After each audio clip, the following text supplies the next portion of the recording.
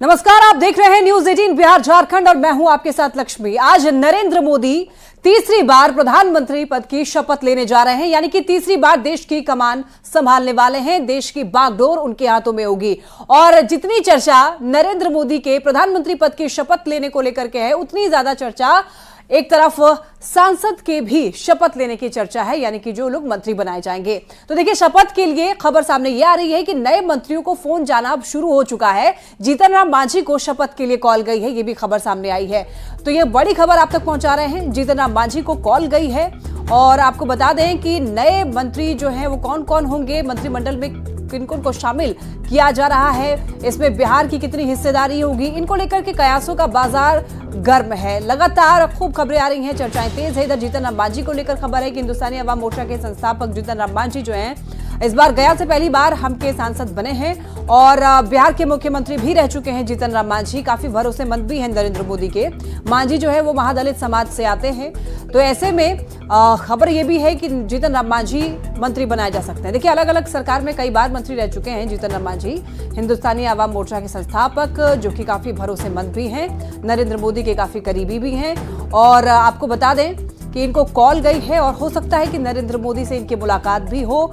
चाय पर मुलाकात, यानी कि एक अनौपचारिक तौर पर मुलाकात हो सकती है शपथ ग्रहण कार्यक्रम से पहले। ये सूत्रों के हवाले से जानकारी अब तक हमारे पास पहुंच रही है। जीतन राम मांझी को लेकर के खबर यह है कि उनको कॉल गई है शपथ के लिए।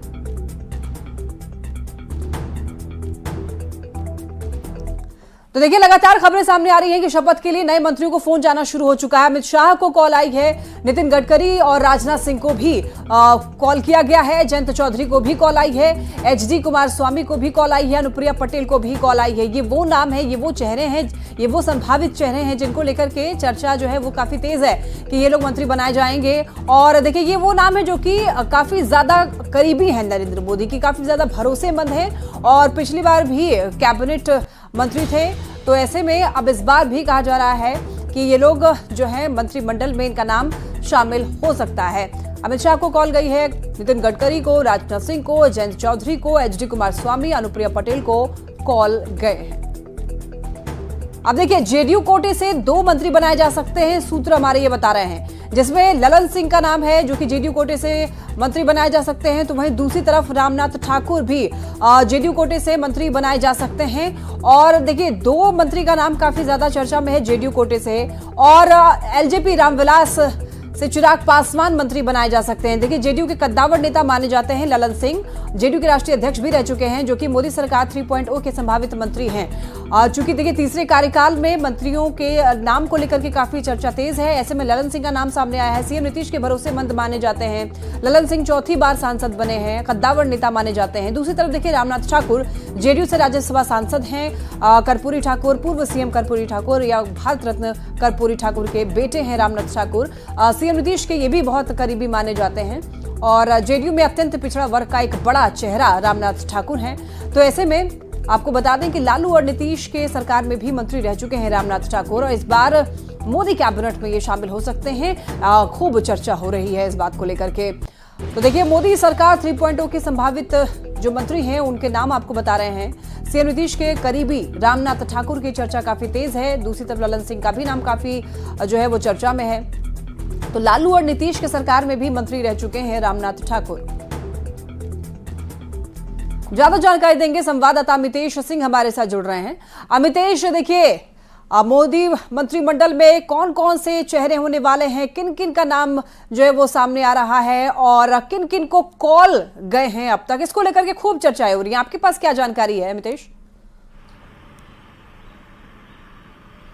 देखिए, जेडीयू की तरफ से जो हमारे सोर्स बता रहे हैं उसके मुताबिक जेडीयू के पूर्व राष्ट्रीय अध्यक्ष और मुंगेर से लोकसभा सांसद ललन सिंह मंत्री बन सकते हैं जेडीयू की तरफ से, और रामनाथ ठाकुर जो कि राज्यसभा सांसद हैं, कर्पूरी ठाकुर, भारत रत्न कर्पूरी ठाकुर के बेटे हैं, उनको मंत्री बनाया जा सकता है जेडीयू कोटे से। लेकिन जो हमारे सूत्र कंफर्म कर रहे हैं, रामनाथ ठाकुर को कॉल आ चुका है। रामनाथ ठाकुर जो कि राज्यसभा सांसद हैं जेडीयू के, उनको कॉल आ चुका है, वो मंत्री बनेंगे। और सुबह 11:30 बजे जो 7LKM प्रधानमंत्री आवास में चाय पर जो बुलाया जाता है, एक परंपरा रही है 2014 में, आपने देखा, 2019 में देखा कि जिनको जिनको मंत्री बनना होता है उनको बुलाया जाता है चाय पीने के लिए। उसमें एक गेट टुगेदर होता है, प्रधानमंत्री के साथ सभी लोग एक साथ बैठते हैं, तो उस लिहाज से देखा जाए तो महत्वपूर्ण है ललन सिंह और रामनाथ ठाकुर। और रामनाथ ठाकुर के यहाँ कॉल गया है, चाय पर बुलाया गया है, ये जो हमारे सोर्स हैं वो कंफर्म कर रहे हैं। दूसरी तरफ चिराग पासवान का जहां तक सवाल है, उनके 5 सांसद हैं, चिराग पासवान का मंत्री बनना तय है, सूत्र कंफर्म कर रहे हैं। चिराग पासवान को भी कॉल चला गया है, जो कि एलजेपीआर के राष्ट्रीय अध्यक्ष हैं। इसके अलावा जीतन राम मांझी, जो कि सिर्फ एक सांसद हैं, अकेले जीते हैं गया से, लेकिन बिहार के मुख्यमंत्री भी रह चुके हैं और लंबा तजुर्बा है उनका, दलित महादलित के बड़े चेहरे हैं बिहार में भी, और बीजेपी चाहती है इस चेहरे को हम लोग आगे भुनाएं। यही वजह है कि कल तक उनके नाम को लेकर के सस्पेंस था, लेकिन कल देर रात 11 बजे उनके पास गृह मंत्री अमित शाह का फोन गया है, जो हमारे सूत्र बता रहे हैं, और रात 11:30 बजे जब सोने जा रहे थे जीतन राम मांझी, उस वक्त उनको बुलाया गया। तो 11:30 बजे रात को जाकर उन्होंने गृह मंत्री अमित शाह के आवास पर गए थे, वहां पर उनकी मुलाकात हुई, जहां पर बीजेपी के राष्ट्रीय अध्यक्ष जेपी नड्डा भी मौजूद थे। तो जो सूत्र हमारे कंफर्म कर रहे हैं उसके मुताबिक मांझी को भी बोला गया कि आपको बड़ी जिम्मेदारी दी जा रही है, लेकिन अभी चाय पर कॉल जाना शुरू हुआ है चाय पर बुलाने के लिए, इसलिए अभी तक चाय पर कॉल तो नहीं गया है। लेकिन जो हमारे सूत्र बता रहे हैं, मांझी की मुलाकात अमित शाह और जेपी नड्डा से हुई है देर रात, 11:30 बजे रात में मुलाकात हुई है। तो निश्चित रूप से ये बड़ी बात है। मंत्रिमंडल का शपथ ग्रहण से ठीक एक दिन पहले उनको बुलाया गया और बड़ी जिम्मेदारी देने की बात कही गई है। जहां तक बीजेपी का सवाल है, बीजेपी की तरफ से नित्यानंद राय, जो कि गृह राज्य मंत्री रहे पिछले 5 साल, अमित शाह के अंडर में उन्होंने काम किया। अमित शाह जब गए थे उजियारपुर, तो उनके लोकसभा क्षेत्र में कहा था उन्होंने कि आप नित्यानंद को जिता कर भेजो, इनको बड़ा आदमी बनाऊंगा। उस वक्त से ही लग रहा था कि लगातार तीसरी बार वो 2014 में, 19 में और 2024 में नित्यानंद राय लगातार 3 बार जीते हैं, उजियारपुर से सांसद रहे हैं, पिछले 5 साल गृह राज्य मंत्री रहे हैं। तो निश्चित रूप से उनको इस बार जीत का इनाम मिलेगा। और जो हमारे सूत्र बता रहे हैं उसके मुताबिक नित्यानंद राय को भी मंत्री बनाया जा सकता है, बिहार से कैबिनेट मंत्री हो सकते हैं। इसके अलावा संजय जायसवाल का भी नाम है और बाकी और भी कुछ नाम हो सकते हैं, लेकिन फिलहाल अभी उनके पास चाय के लिए कॉल आना शुरू हुआ है। तो देखना होगा अगले 1 घंटे के भीतर कौन कौन व्यक्ति हैं जिनको चाय पर बुलाया जाता है। जिनको चाय पर बुलाया जाएगा उनका मंत्री बनना लगभग तय हो जाएगा। उसके बाद तमाम सस्पेंस से पर्दा उठेगा। फिलहाल ललन सिंह, रामनाथ ठाकुर, जीतन राम मांझी, चिराग पासवान और नित्यानंद राय को माना जा रहा है कि बिहार से कंफर्म दिख रहे हैं मंत्रिमंडल में शामिल होने के लिए। अमितेश, क्या ललन सिंह को कॉल आई है क्या? देखिए, अभी इस बारे में उनको कॉल आई है और चाय पर बुलाया गया है कि नहीं, कंफर्मेशन नहीं है। लेकिन जो हमारे जेडीयू के हाई लेवल सोर्स इस बात को कल से ही कंफर्म कर रहे हैं कि ललन सिंह कैबिनेट मंत्री बनेंगे और रामनाथ ठाकुर राज्य मंत्री बनेंगे। यानी 2 मंत्री पद देने की जो बात, अभी फिलहाल 2 मंत्री की बात हो रही है, हो सकता है 2 से 3 भी हों, लेकिन 2 मंत्री जिनको लेकर के कंफर्मेशन है, जो सोर्स कंफर्म कर रहे हैं, उसके मुताबिक ललन सिंह और रामनाथ ठाकुर 2 व्यक्तियों को, जेडीयू से 2 सांसदों को बनाया जा रहा है मंत्री। लेकिन रामनाथ ठाकुर जो है उनके पास कॉल आ गई है, ये हमारे सोर्स कंफर्म कर रहे हैं। चाय पीने के लिए उनको बुला लिया गया है। अमितेश, एक बार आप ये बताइए कि सूत्रों के हवाले से क्या जानकारी मिल रही है कि बिहार से कितने सांसदों को मोदी मंत्रिमंडल में जगह मिलने की संभावना है? देखिए, इस बार चूंकि बीजेपी की अकेले अपने दम पर सरकार नहीं है, लिहाजा सहयोगी दलों को भी भरोसे में लिया जाएगा और सहयोगी दल के भी कई सारे नेता मंत्रिमंडल में शामिल होंगे। स्वाभाविक तौर पर दिख रहा है कि जेडीयू से फिलहाल 2 का नाम जो सामने आ रहा है, ललन सिंह, रामनाथ ठाकुर, चिराग पासवान एलजेपीआर के राष्ट्रीय अध्यक्ष, और जीतन राम मांझी जो कि हम पार्टी के संरक्षक हैं और बिहार के मुख्यमंत्री भी रह चुके हैं। 4 सहयोगी दलों से नाम सामने आ रहे हैं। बीजेपी से जहां तक सवाल है, बीजेपी के कोटे में कटौती इस बार की जा सकती है, चूंकि सहयोगी दलों को बिहार से 4 मंत्री पद अगर दिए जाते हैं तो ऐसे सिचुएशन में बीजेपी को अपने कोटे में कमी करनी होगी। इसलिए नित्यानंद राय का नाम मैंने जैसे बताया एक सामने आ रहा है, तो 5 मंत्री हो गए नित्यानंद राय को लेकर के। इसके अलावा 1 या 2 और भी मंत्री हो सकते हैं। अमितेश, संजय झा को लेकर के काफी चर्चा थी, इसको लेकर क्या जानकारी है आपके पास? देखिए, निश्चित रूप से संजय झा भी नीतीश कुमार के बेहद करीबी नेताओं में से हैं, राज्यसभा सांसद हैं और नीतीश कुमार के साथ उन्होंने लगातार बिहार में मंत्रिमंडल में काम किया हुआ है, तो उनके नाम की भी चर्चा थी। लेकिन फिलहाल हमारे सोर्स ललन सिंह और रामनाथ ठाकुर को ही जेडीयू से कंफर्म कर रहे हैं। संजय झा के नाम पर अभी मुहर लगी है कि नहीं, इस बारे में कंफर्मेशन नहीं है। जो कंफर्म जो नाम है उसके बारे में मैं आपको जानकारी फिलहाल दे रहा हूं।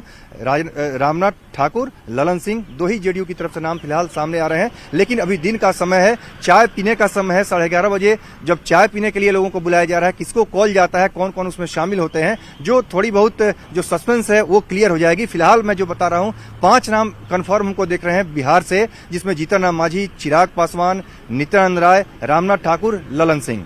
जी अमितेश, और देखिए जब मोदी मंत्रिमंडल की बात हो रही है तो ऐसे में क्या जो चुनाव परिणाम है उसका असर मंत्रिमंडल में भी देखने को मिल सकता है? यानी कि जिस घटक दल का जितना इस बार कहें भागीदारी या हिस्सेदारी है, उस हिसाब से मंत्रिमंडल जो है वो उसमें शामिल होंगे सांसद।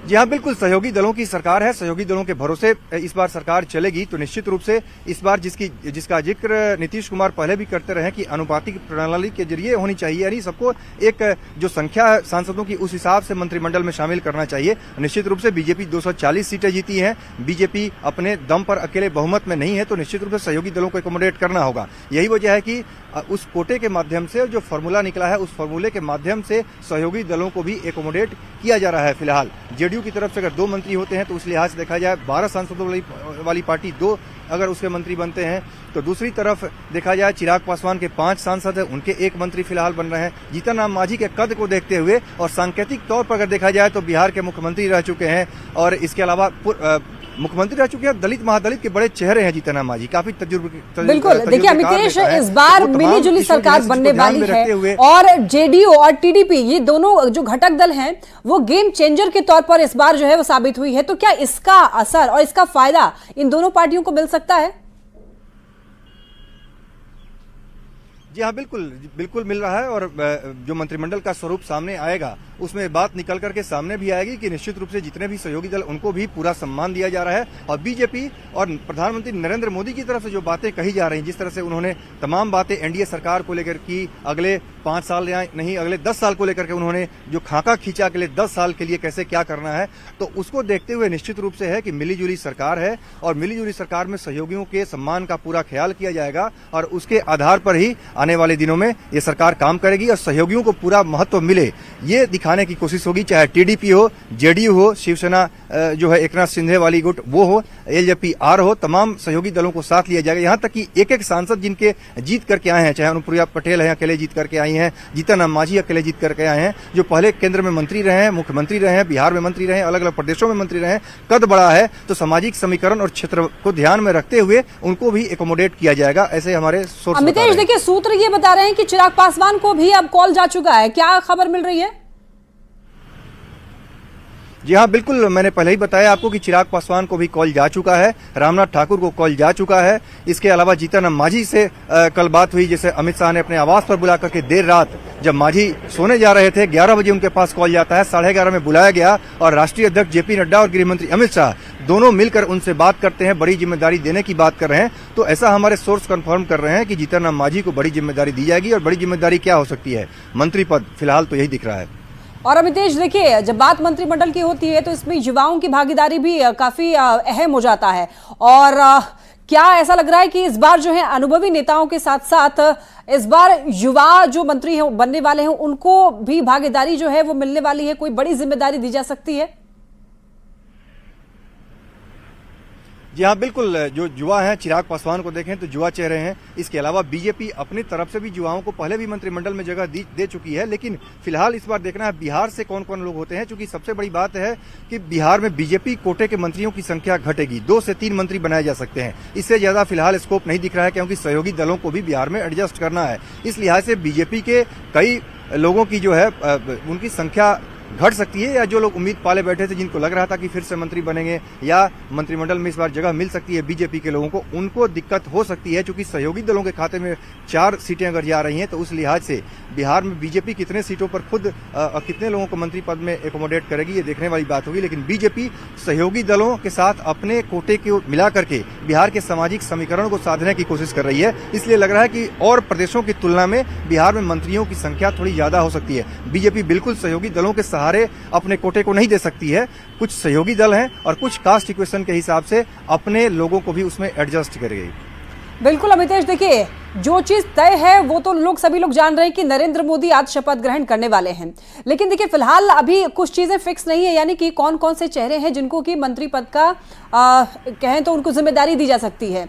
तो ऐसे में अनौपचारिक जो मुलाकात होने वाली है, जैसा आप बता रहे हैं कि चाय पर चर्चा हो सकती है मुलाकात के लिए अनौपचारिक तौर पर, इसको लेकर क्या जानकारी है? ये कब मुलाकात हो सकती है? जिन जिनको कॉल गई है क्या वो लोग मुलाकात करने के लिए पहुंचेंगे? क्या इसको लेकर जानकारी है? देखिए, जो हमारे सूत्र बता रहे हैं उसमें ये कहा जा रहा है कि दिन में 11:30 बजे प्रधानमंत्री नरेंद्र मोदी उन सभी लोगों से मिलेंगे जिनको कॉल जा रहा है और जो मंत्रिमंडल में आज शाम को शपथ ग्रहण करने वाले हैं। तो एक अमूमन परंपरा रही है। परंपरा के मुताबिक एक बार फिर से, इसके पहले भी 2014 में हमने देखा, 2019 में हमने देखा कि जब भी इस तरह की बात होती है, जब नई सरकार शपथ ग्रहण करती है, बीच में कैबिनेट एक्सपेंशन भी होता है, उस वक्त भी प्रधानमंत्री नरेंद्र मोदी अपने उन सहयोगियों को साथ में बुलाते हैं, उनके साथ चाय पीते हैं, चाय नाश्ते पर बैठते हैं और उनके साथ एक अनौपचारिक तौर पर मुलाकात होती है। उस मुलाकात से ही तस्वीर सामने आ जाती है कौन व्यक्ति मंत्री बन रहा है, कौन व्यक्ति मंत्री नहीं बन रहा है। उसी कड़ी में दिन में आज 11:30 बजे प्रधानमंत्री आवास में बुलाया गया है उन तमाम लोगों को जिनको मंत्रिमंडल में शामिल होना है, आज शपथ ग्रहण करना है। तो तस्वीर पूरी तरह से उस वक्त साफ हो जाएगी। फिलहाल जो सोर्स बता रहे हैं किन किन लोगों को कॉल आया, उन कॉल के आधार पर हम आपको जानकारी दे रहे हैं फिलहाल। जी अमितेश, देखिए जेडीयू जो है वो गेम चेंजर पार्टी के तौर पर इस बार साबित हुई और जेडीयू के कुछ नेता जो है वो कहते हैं कि बिना शर्त के वो एनडीए के साथ है, लेकिन दूसरी तरफ कुछ जेडीयू के ही जो नेता है वो ये कह रहे हैं कि स्पेसिफिकली नाम लेकर बता रहे हैं कि अगर रेल मंत्रालय मिल जाए तो ज्यादा सही रहेगा, या फिर जो भी उनके मन में है, जो डिमांड है वो साफ तौर पर वो मीडिया के सामने कह भी रहे हैं। तो ये क्या है, ये दो तरीके की बातें सामने आ रही है।